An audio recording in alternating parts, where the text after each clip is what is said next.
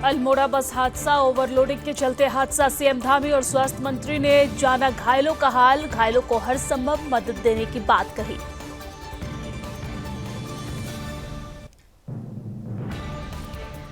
बुग्याल track पर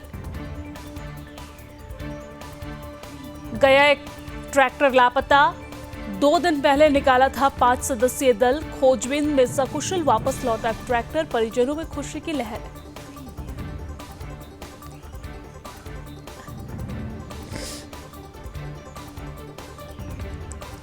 उत्तरकाशी में मस्जिद विवाद पर राजनीति तेज, हिंदू संगठनों का प्रशासन के खिलाफ प्रदर्शन, हिंदू संगठन ने दी उग्र आंदोलन की चेतावनी।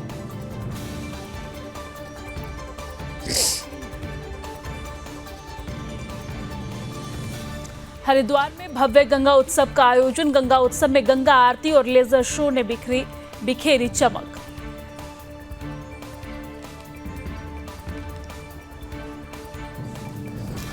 मसूरी में गढ़वाल जल संस्थान की लापरवाही, सीवरेज लाइन के काम में लापरवाही, अधिकारियों पर कार्रवाई होने से लोग परेशान।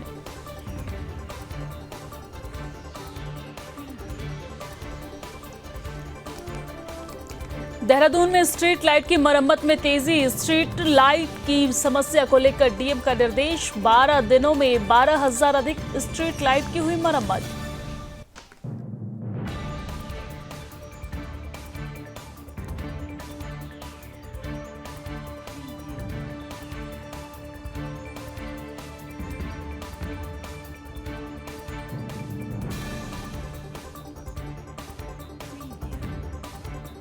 एलयूसीसी के दफ्तर पर निवेशकों का हंगामा, करोड़ों के घोटालों के बाद निवेशकों का हंगामा, निवेशकों ने जमा राशि को लेकर जताई चिंता।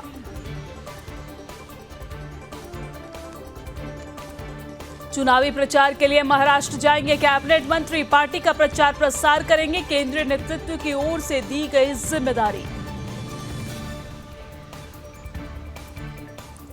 3 जिलों में बारिश के आसार, चमोली, बागेश्वर, पिथौरागढ़ में बारिश होने की संभावना, देहरादून में हल्का कोहरा, तापमान में दिखी वृद्धि।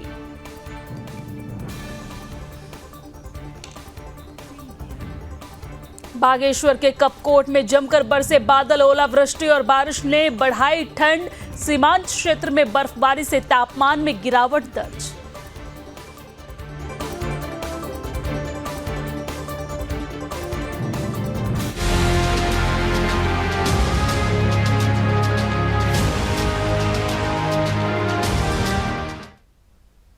नमस्कार, सुदर्शन न्यूज पर अपना उत्तराखंड देख रहे हैं आप। मैं हूं आपके साथ दिव्या सिंह। बुलेटिन की शुरुआत उत्तराखंड की बड़ी खबर के साथ करते हैं, जहां पर उत्तराखंड के देहरादून से बड़ी जानकारी सामने आ रही है, जहां पर मारचूला सड़क हादसे में ओवरलोडिंग का मामला सामने आया है। 42 सीटर बस में सवार थे 63 लोग और हादसे में 36 की मौत हो गई है, 27 लोग घायल बताए जा रहे हैं। 4 घायलों का जो स्थिति है, 4 घायलों की वो गंभीर बताई जा रही है, जिन्हें हायर सेंटर भेजा गया है। आपको ये बता दें कि मुख्यमंत्री पुष्कर सिंह धामी और स्वास्थ्य मंत्री ने घायलों का हालचाल जाना है। सरकार ने घायलों को हर संभव मदद देने की बात कही है। तो ये बड़ी जानकारी हम आप तक पहुंचा रहे हैं, जहां पर ओवरलोडिंग की वजह से यह हादसा हुई और इस घटना के बाद पूरी तरीके से उत्तराखंड में अफरा तफरी मच गई। इस पूरी घटना पर जांच जारी है, लेकिन अब जो मामले की जांच होने पे ये बातें निकलकर सामने आई है कि ओवरलोडिंग की वजह से यह घटना जो है वो घटी है। तो बड़ी और अहम जानकारी हम आप तक पहुंचा रहे हैं, जहां पर 42 सीटर बस में 63 सवारी जो है वो सवार थे, जिसकी वजह से ये घटना घटी है। हादसे में 36 लोगों की अभी तक मौत हुई है, 27 लोग घायल बताए जा रहे हैं। घायलों में से 4 लोगों की स्थिति बेहद गंभीर बनी हुई है, जिन्हें हायर सेंटर रेफर किया गया। हमने आपको लास्ट डे भी बताया था कि किस तरीके से 3 लोगों को इनमें से ऋषिकेश एम्स एयर एम्बुलेंस के माध्यम से भेजा गया, जहां पर उनका उपचार जारी है। हालांकि अब जो अपडेट निकलकर सामने आ रही है वो ये है कि 27 लोग इस घटना में घायल बताए जा रहे हैं। पूरे मामले पर जांच जारी है और इस पूरे मामले पर मुख्यमंत्री पुष्कर सिंह धामी खुद नजर बनाए हुए हैं। पूरे मामले पर जांच का उन्होंने आदेश दिया था, कई अधिकारियों को भी निलंबित किया गया, लेकिन अब इस पूरे मामले में जांच के दौरान ये पता चला है कि 42 सीटर बस में 63 लोग सवार थे, जिसकी वजह से ये घटना घटी, यानी कि ओवरलोडिंग की वजह से ये घटना घटी है। इस घटना में 36 लोगों की मौत हुई है, 27 लोग घायल बताए जा रहे हैं। तो उत्तराखंड के देहरादून से ये बड़ी जानकारी हम आप तक पहुंचा रहे हैं, जहां पर मारचूला सड़क हादसे में ओवरलोडिंग का मामला अब सामने आया है और इस पूरे मामले में कार्रवाई भी जारी है। आपको ये जानकारी दे दें कि 42 सीटर बस में 63 लोग सवार थे, जिसकी वजह से ये घटना घटी है, जिसमें 36 लोगों की मौत हुई है, 27 लोग घायल बताए जा रहे हैं।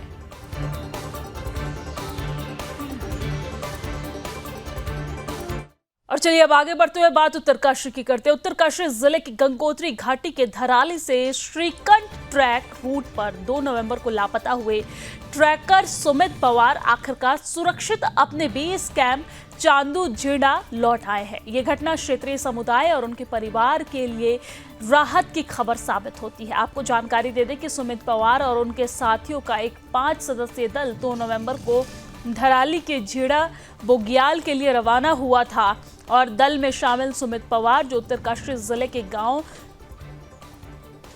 सैंज और भटवाड़ी के रहने वाले हैं, एक कठिन ट्रैक के दौरान झाड़ियों में फंस गए थे। उनके साथ ही 4 अन्य सदस्य सुरक्षित रूप से बेस कैंप में पहुंचने में सफल रहे, लेकिन सुमित का कहीं कोई पता नहीं चला। सुमित के लापता होने की सूचना मिलते ही 4 नवंबर को एक बचाव दल का गठन किया गया।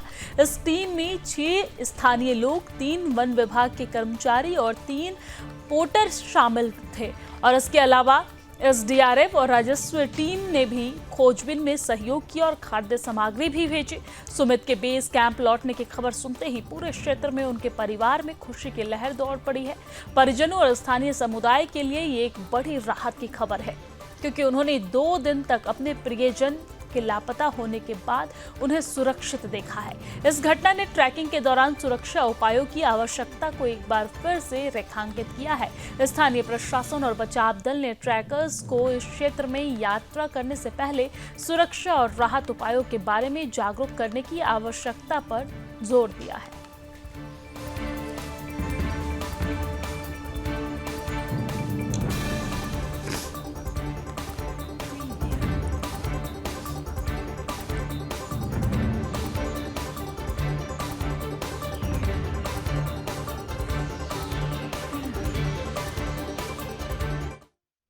और चलिए अब आगे बढ़ते हुए बात उत्तरकाशी की करते हैं। उत्तरकाशी में 24 अक्टूबर को मस्जिद विवाद को लेकर पुलिस और हिंदू संगठनों के बीच हुई झड़प के बाद अब एक बार फिर से राजनीति शुरू हो गई है।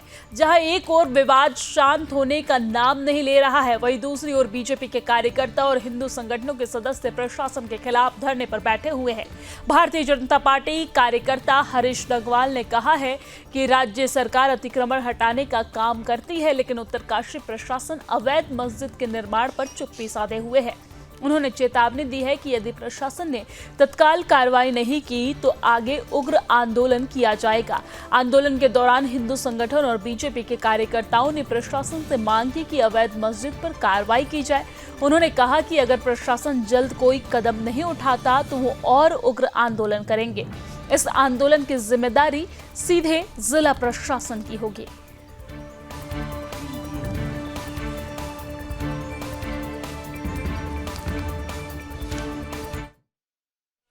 को जो एक शांतिपूर्ण तरीके से अवैध अतिक्रमण के खिलाफ और हिंदुओं के जन जागरण के लिए एक शांतिपूर्वक तरीके से जो जुलूस प्रदर्शन किया जा रहा था, उस जुलूस प्रदर्शन में कुछ पुलिस अधिकारियों के अति उतावलेपन के कारण जिला प्रशासन द्वारा उसमें बिल्कुल भी संवेदन शून्यता दिखाते हुए जो लाठीचार्ज किया गया, हम उसकी कठोर निंदा करते हैं और ये भी मांग कर रहे हैं कि उसे लाठीचार्ज के जो दोषी अधिकारी हैं उनके खिलाफ कार्रवाई होनी चाहिए। आखिर वो कौन लोग थे जो शांतिपूर्ण तरीके से जो जुलूस प्रदर्शन चल रहा था उसमें पत्थरबाजी की गई। हम उनकी भी मांग करते हैं कि आखिर वो पत्थरबाज जो कौन थे, वो पत्थरबाज आखिर पुलिस ने पिछले 1 सप्ताह तक, लगभग 2 सप्ताह होने को आए हैं, लेकिन अभी तक उन पत्थरबाजों की पुलिस ने शिनाख्त नहीं कर पाई। सारी लापरवाही जिला प्रशासन की है। आपने देखा 24 तारीख को हमारा बहुत ही शानदार तरीके से शांतिप्रिय आंदोलन चल रहा था और ये आंदोलन जायज़ है। कोई सही बात को कहना कोई गलत बात नहीं होती। हम तो ये भी कह रहे हैं कि जो यहाँ पर विवादित मस्जिद है उसका जो विवादित ढांचा है उसे जो है स्वयं तोड़ दिया जाए। और उल्टा जिला प्रशासन ने जो यह शांतिप्रिय आंदोलन चला था इस पे बर्बरतापूर्व लाठीचार्ज किया और हमारे निर्दोष साथियों को टिहरी जेल भेज दिया। और टिहरी जेल भेजने के बाद उसके कई दिनों की ऐसी संगीन धाराएं जोड़ दी गई है जिनका यहाँ उसकी बेल यहाँ से भी नहीं हो सकती है और उसकी बेल हमें हाई कोर्ट से संयुक्त हिंदू सभा द्वारा ITR के माध्यम से मस्जिद की जानकारी मांगी गई थी। तो जिला प्रशासन के द्वारा जो जानकारी दी गई थी उसमें उन्होंने स्पष्ट किया था कि जो मस्जिद के नाम कोई भूमि नहीं है, मतलब मस्जिद जिस भूमि पर बना हुआ है तो उस भूमि में मस्जिद के नाम नहीं है। हो सके वो किसी व्यक्ति के नाम हो, और व्यक्ति के नाम कितनी है और कितने पे वो एरिया बना हुआ है वो जांच का विषय है। पर क्या है, संयुक्त सनातन धर्म के लोग अपना 24 तारीख को जो आंदोलन कर रहे थे, क्योंकि प्रशासन ने ही दुविधाजनक स्थिति पैदा की है, तो वो अपनी मांग को लेकर एक शांतिपूर्व जो धरना प्रदर्शन कर रहे थे।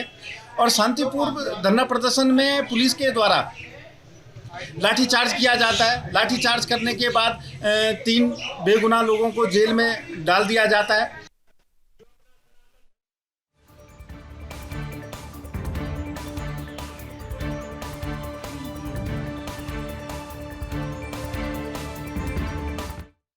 और चलिए अब आगे बढ़ते हुए बात धर्म नगरी हरिद्वार की करते हैं, जहां पर हरिद्वार के ऐतिहासिक चंडी घाट पर भव्य गंगा उत्सव का आयोजन किया गया है। इस विशेष अवसर पर केंद्रीय जल शक्ति मंत्री CR पाटिल मुख्य अतिथि के रूप में उपस्थित रहे हैं। साथ ही बॉलीवुड अभिनेता आशुतोष राणा ने भी इस कार्यक्रम में शिरकत की है और अपने विचार भी साझा किए हैं। कार्यक्रम में उत्तराखंड की कैबिनेट मंत्री रेखा आर्य भी उपस्थित रही, जबकि मुख्यमंत्री पुष्कर सिंह धामी कुछ निजी कारणों के चलते कार्यक्रम में भाग नहीं ले पाए। आपको ये जानकारी दे दें कि कार्यक्रम के अंत में गंगा आरती का भी आयोजन किया गया, जिसमें हरिद्वार की पवित्रता और गंगा नदी के महत्व को श्रद्धा और भक्ति के साथ प्रस्तुत किया गया है। इसके बाद एक शानदार लेजर शो भी प्रस्तुत किया गया, जिसमें पौराणिक महानता को दर्शाया गया है। गंगा उत्सव का ये आयोजन शाम 8 बजे तक चंडी घाट पर चला और इस तरह के आयोजन न केवल गंगा के संरक्षण के प्रति जागरूकता बढ़ाने के लिए है, बल्कि ये गंगा की सांस्कृतिक महत्ता को भी सशक्त रूप से प्रस्तुत करते हैं। पूरे देश में 139 गंगा किनारे बसे शहरों में भी इस तरह के उत्सवों का आयोजन किया जा रहा है, जिसका मुख्य उद्देश्य गंगा के संरक्षण, स्वच्छता और सांस्कृतिक धरोहर के प्रति जागरूकता बढ़ाना है।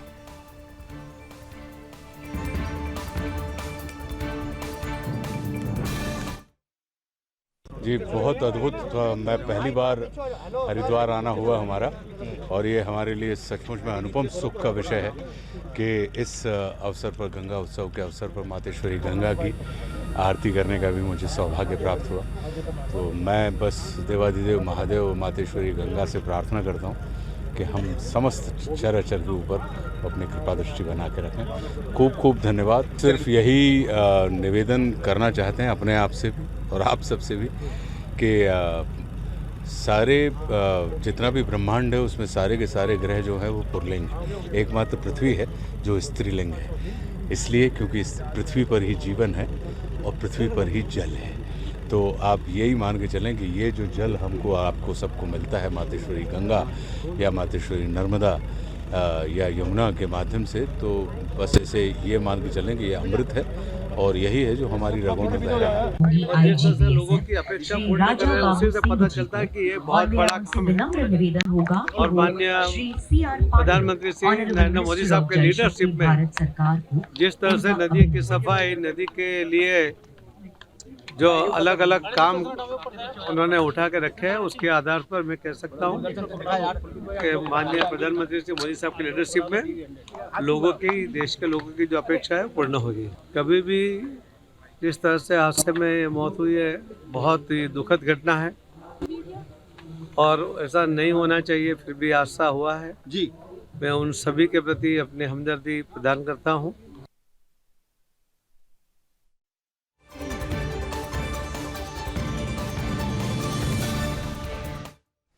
और चलिए आगे बढ़ते हुए बात करते हैं पहाड़ों की रानी मसूरी की, जहां पर गढ़वाल जल संस्थान के अधिकारियों की लापरवाही से स्थानीय लोग परेशान हो गए हैं। मसूरी के पिक्चर पैलेस चौक के पास लंबे समय से सीवरेज लाइन की समस्या थी, जिसे ठीक करने के लिए जिलाधिकारी के निर्देश के बाद गढ़वाल जल संस्था के अधिकारियों ने देर रात सड़क खुदवाकर नई सीवरेज लाइन बिछाई, लेकिन अधिकारियों की लापरवाही की वजह से सड़क पर मिट्टी डालकर इसे ठीक करने की बजाय पानी का छिड़काव किया गया ताकि धूल न उड़े। सुबह जब लोग सड़क पर आवाजाही करने लगे तो गीली मिट्टी और गड्ढे होने के कारण दोपहिया वाहन अनियंत्रित होकर गिर गए, जिससे कुछ लोग चोटिल भी हुए हैं। इस दौरान एक जीप भी सड़क के गड्ढे में फंस गई है, जिससे भारी जाम लग गया है। स्कूल और ऑफिस जाने वाले लोगों को भी भारी परेशानियों का सामना करना पड़ा है और स्कूली बच्चे भी देर से स्कूल पहुंचे। स्थानीय लोगों ने अपनी मदद से सड़क पर पत्थर और बजरी डालकर जीप को बाहर निकाला और जाम खुलवाया है। स्थानीय लोगों ने उच्च अधिकारियों से गढ़वाल जल संस्थान के लापरवाह अधिकारियों के खिलाफ कार्रवाई की मांग की है, ताकि भविष्य में इस तरह की समस्या न हो और लोगों को किसी तरह की कोई परेशानी न हो, असुविधा का सामना न करना पड़े।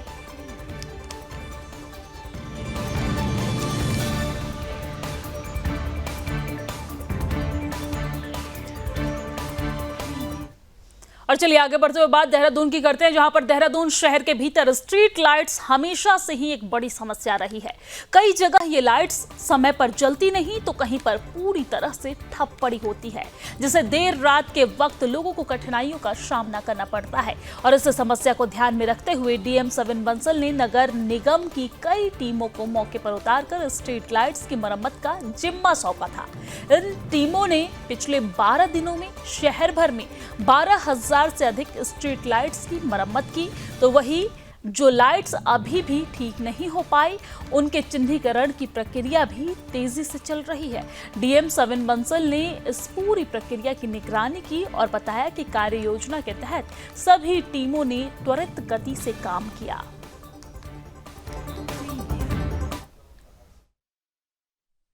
देखिए, लगभग 3rd वीक ऑफ अक्टूबर में हमने अपनी जो निगम की टीम्स थी वो धरातल पर उतारी थी और उसके पश्चात जो अभी तक हमारा डेटा है उसमें लगभग 12 दिन में इन्होंने 12,000 से ज़्यादा लाइट्स रिपेयर की हैं। इसमें हमारे सीएम हेल्पलाइन, निगम और डिज़ास्टर कंट्रोल लाइंस का डेटा भी सम्मिलित है, प्लस जो हमारे पार्षदों से, कम्युनिटी ग्रुप से, मीडिया के माध्यम से जो जहाँ पर भी बल्क एरियाज हमारे अफेक्टेड थे उनको प्रायोरिटी पे टेकअप किया गया है। अभी भी ये टीम्स अपना वर्क कर रही हैं ग्राउंड पर, और अभी जो हमारी रूटीन मेंटेनेंस की कंप्लेंट्स आती हैं कि कहीं पर किसी एरिया में 10% लाइट्स ख़राब हैं, 5%, जो स्पोरेडिक वे से रेगुलरली चलता ही रहेगा मेंटेनेंस का काम। अब ये टीम्स उस कार्य को देख रही हैं। जो हमें अभी प्रिलिमिनरी फीडबैक प्राप्त हुआ है तो जो बल्क एरियाज हैं वो ऑलमोस्ट कवर कर लिए गए हैं।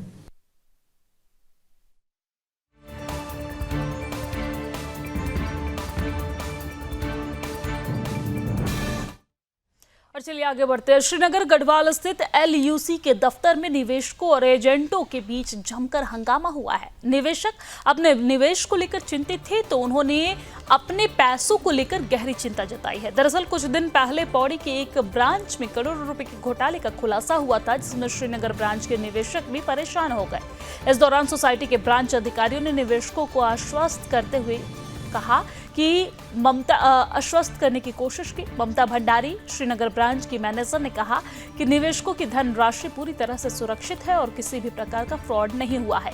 उन्होंने निवेशकों से शांत रहने और विश्वास रखने की अपील की है। फिर भी निवेशकों ने कहा कि घोटाले की खबरों के बाद उनका विश्वास उठ चुका है और वो जल्द अपनी जमा राशि लौटाने की मांग कर रहे हैं। इस पूरे घटनाक्रम ने सोसाइटी की विश्वसनीयता पर सवाल खड़े कर दिए हैं और अब देखना होगा कि LUCC अपने निवेशकों के विश्वास को कैसे बहाल करती है।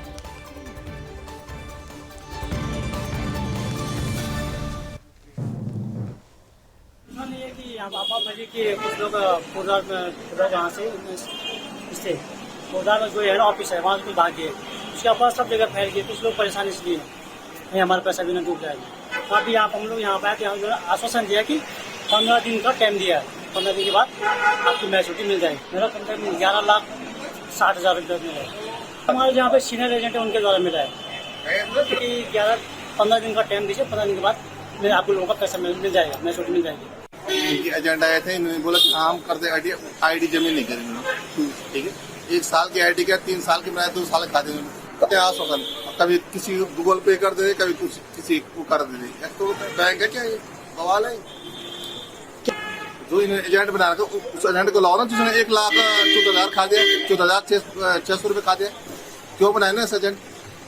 ये भी तो देखो तुम, ये क्यों नहीं ला रहे आप? एजेंट बोले कि वो तो रो रही है, वो बोले मैंने खा दिया, ये कर दिया, मैं तो सारा डिटेल दिखा रहे हैं। तो ये बोले कि अब मैं दे दूंगी तुम्हारे पैसा, मेरे को केस मत करना, मेरे को ऐसे मत करना। दिक्कत ये हो रही कि हमें पैसा नहीं मिल रहा टाइम पे। 6 महीने हो गए, मेरे पैसे अभी तक नहीं मिले। 1,02,600 रुपए 4 आईडियों के, प्लस यहाँ पे सिस्टम कुछ नहीं है। ये सिस्टम हो रहा है कि सिस्टम है अगर चलो हमारे पैसे जमा हो रहे हैं तो हमें मैसेज आ रहे हैं, नहीं हो रहे, ब्लॉक हो रही है, तो कम से कम मैसेज तो करें हम लोग भी, तुम्हारी आईडी ब्लॉक हो रही है।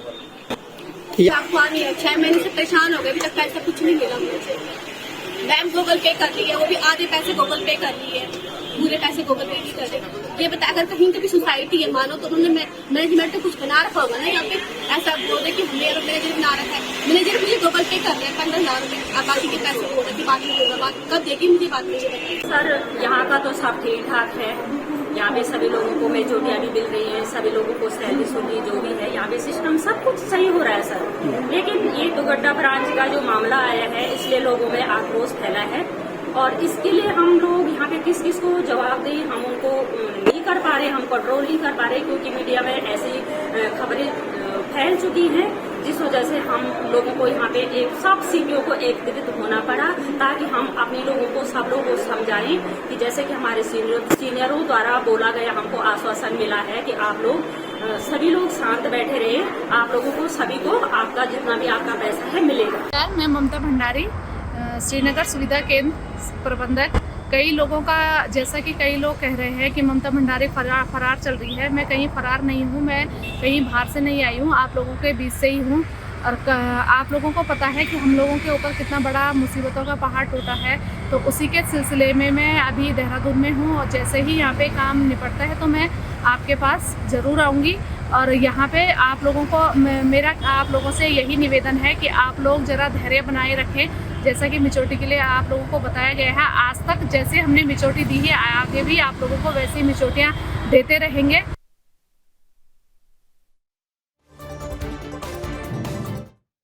और चलिए अब आगे बढ़ते हुए बात मानसून की कर लेते हैं। उत्तराखंड में मानसून की विदाई के बाद सूखा देखने को मिल रहा है। आपको जानकारी दे दें कि मौसम विभाग के अनुसार प्रदेश के 3 जिलों में हल्की बारिश होने की संभावना है, और ये जिले चमोली, बागेश्वर और पिथौरागढ़ है। वहीं बाकी जिलों में मौसम शुष्क रहेगा और तापमान में वृद्धि हो सकती है।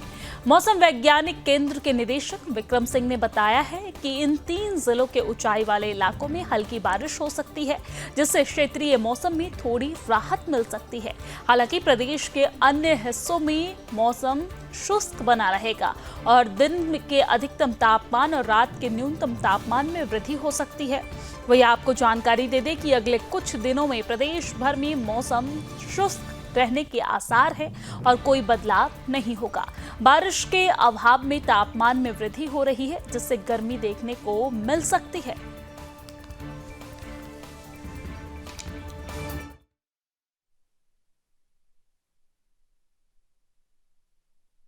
बिल्कुल, आज ये जो है नवंबर का मंथ हमारा 3 से 4 दिन हो गया और आज 4 तारीख आपकी है। तो आज के लिए जो अंदर के 3-4 डिस्ट्रिक्ट है, जिसमें कि जो है पिथौरागढ़, बागेश्वर, चमोली, रुद्रप्रयाग, तो इनमें डेवलपमेंट हुए हैं, तो थोड़ी बहुत बारिश जो है जरूर वहाँ मिल जाएगी आज।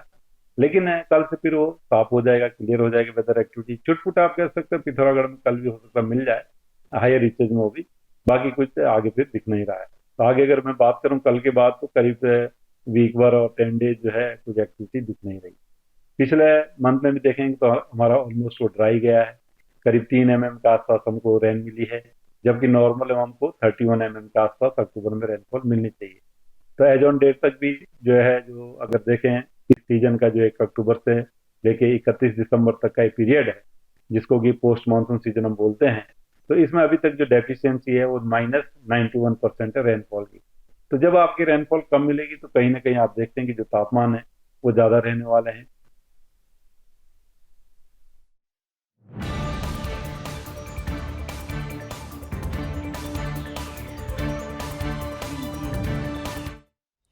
और चलिए अब आगे बढ़ते हुए बात बागेश्वर की कर लेते हैं। बागेश्वर के कपकोट इलाके में मौसम ने एक नया मोड़ लिया है। यहाँ पर जमकर बारिश हुई है और साथ ही ओलावृष्टि भी हुई है, जिससे इलाके में ठंड बढ़ गई है। बारिश और ओलावृष्टि के कारण तापमान में गिरावट आई है और पहाड़ी इलाकों के साथ साथ मैदानी क्षेत्रों में भी ठंड ने दस्तक दे दी है। कपकोट से आगे की ओर स्थित ग्लेशियर इलाके में बर्फबारी की भी संभावना जताई जा रही है, जो कि ठंड को और भी बढ़ा सकती है। कपकोट में हुई ओलावृष्टि ने किसानों और आम लोगों की परेशानी बढ़ा दी है। ओले की वजह से कुछ फसलें प्रभावित हुई है और सड़क मार्गों पर भी फिसलन बढ़ गई है। वहीं इस ओलावृष्टि के कारण ठंड में अचानक बढ़ोतरी देखी जा रही है।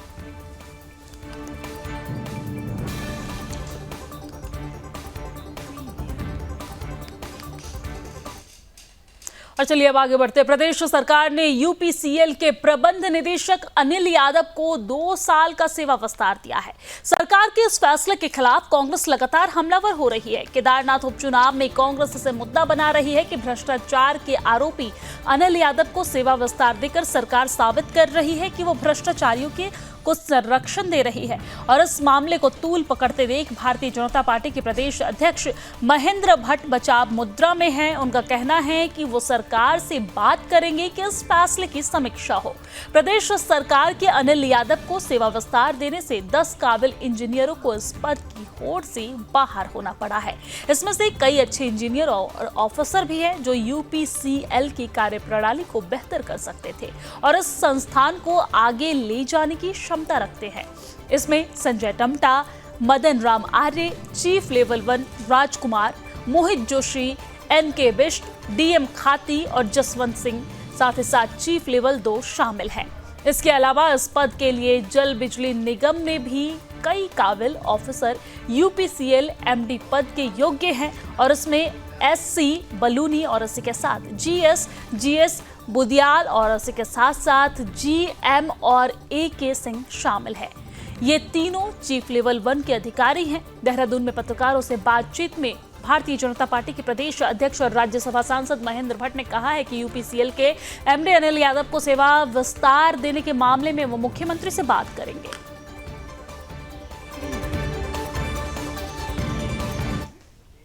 और इसी के साथ अपना उत्तराखंड की खबरों में फिलहाल के लिए इतना ही, लेकिन देश और दुनिया की तमाम खबरों के लिए आप देखते रहिए सुदर्शन न्यूज। जय हिंद।